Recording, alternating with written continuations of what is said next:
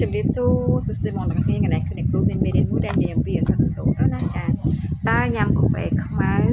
ប៉ះពាល់ទៅដល់ការប្រើប្រាស់ថ្នាំរំលោភដែរទេចាបងប្អូនចាំដឹងអត់បើចង់ដឹងកុំភ្លេចតាមដានទៅដល់ចាំទាំងអស់គ្នាណោះចាចាំបងប្អូនដឹងហើយថាតើទៅនឹងថ្នាំរំលោភគឺហើយវាមានរបៀបប្រើចាហើយក៏មានការតមការអីដែរចឹងបើសិនជាយើងអត់ដឹងតិចនិចអត់ដឹងអំពីវិធីប្រើប្រាស់ក៏ដូចជាការណែនាំមួយចំនួនទេគឺយើងប្រើប្រាស់ទៅវាអត់សូវមានប្រសិទ្ធភាពខ្ពស់ហើយមួយទៀតជួនកាលទៅគឺយើងប្រើទៅយើងមានការផិតភ័យក៏ដូចជាបារម្ភដោយសារតែយើងអត់ដឹងអំពីផលរំខានក៏ដូចជាគុណសម្បត្តិគុណវិបត្តិរបស់ថ្នាំអីចឹងទៅចាអញ្ចឹងឯនេះអ្នកគ្រូមកណែនាំយើងទាំងអស់គ្នាចាអំពីវិធីប្រើប្រាស់ក៏ដូចជាមេរៀនយើងចាដែលនិយាយថាតើញ៉ាំកាហ្វេខ្មៅទៅប៉ះពាល់ដល់ការប្រើប្រាស់អក្សរដំណូលដែរឬទេចាអក្សរដំណូលអ្នកគ្រូសូមលើកយកប្រភេទមេតាបនចាប្រភេទមេតាបននេះគឺជាអក្សរដំណូលមួយដែលមានប្រសិទ្ធភាពខ្ពស់ចាហើយឥឡូវហ្នឹងក៏ដាច់ស្តុកទៀតពិបាករលក់មែនតើអញ្ចឹងមុននឹងទិញយកមកប្រើប្រាស់សូមសិក្សាស្វែងយល់អំពីប្រសិទ្ធភាពគុណភាពឲ្យបានច្បាស់លាស់មុននឹងប្រើប្រាស់ចាមេតាបនគឺជាអក្សរដំណូលមួយដែលយើងប្រើរបៀបប្រើថ្ងៃទី1ទេ1គ្រាប់ថ្ងៃទី2សល់4គ្រាប់នៅក្នុងกระดาษណែនាំគឺគេដាក់រហូតដល់48ម៉ោងតែបើយើងចង់បានប្រសិទ្ធភាពខ្ពស់សូមប្រើក្នុង24ម៉ោងមានប្រសិទ្ធភាពខ្ពស់ជាង48ម៉ោងណាចា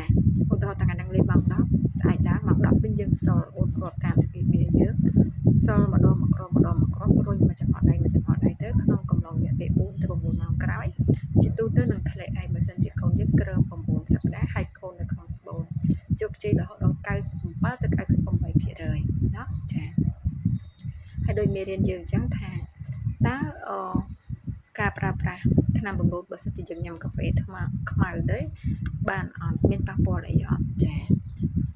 អញ្ចឹងបងប្អូនតែងទៅលើគេនិយាយថាកាហ្វេខ្មៅពេលខ្លះញ៉ាំទៅវាសាបថ្នាំញ៉ាំទៅវាប្រសិទ្ធភាពថយចុះអញ្ចឹងតែតែភ័យតែព្រួយតែបារម្ភគិតថាក្រែងលោថ្នាំនឹងប្រើទៅវាអត់បានដូចគ្នាដែរចាចំពោះស្ត្រីដែលគាត់ញ៉ាំថ្នាំជាតិដែកពេលតែទៅប្រាប់ថាមួយញ៉ាំថ្នាំជាតិដែកហើយកុំញ៉ាំទឹកតែឬក៏កាហ្វេក្រោយព្រោះញ៉ាំក្រោយគឺអាចធ្វើឲ្យអត់សូវមានលទ្ធភាពចាប៉ុន្តែចំពោះថ្នាំរំលោភវិញគឺអត់អីទេបងប្អូនអាចញ៉ាំបានជាធម្មតាចាគឺចឹងកុំបារម្ភអាចញ៉ាំបានណាកាហ្វេខ្មៅញ៉ាំទៅអីទេញ៉ាំហើយយើងលេបយើងសល់អីធម្មតាហើយកុំភ្លេចតាមដានផលិតមួយជាការកូនទៅចាបើកាត់នៅយើងអត់ចេះផលិតទេមកទៅ10ថ្ងៃក្រោយអាចទៅធ្វើការអេកូបានណាចាអញ្ចឹងកុំបារម្ភអស់គ្នាគឺអាចប្រើប្រាស់គឺអាចញ៉ាំបានជាធម្មតាទេអញ្ចឹងយល់ដល់គ្នាចាអញ្ចឹងចំពោះអ្នកដែលគាត់ប្រើប្រាស់ថ្នាំរំលោភរបស់បើចង់ញ៉ាំកាហ្វេអត់អីទេគឺអាចញ៉ាំបានជាធម្មតាចាហើយបើសិនជាចង់ទូសមត្ថភាពការរំលោភអូខេអាចទៅបានតាម page ទីពេទ្យនៃក្តីស្រឡាញ់និងស្នេហ៍ត្រីឬក៏តាម Telegram របស់បន្ទោ096 4225 5 5ចាសូមអរគុណសូមជម្រាបលាបាយបាយ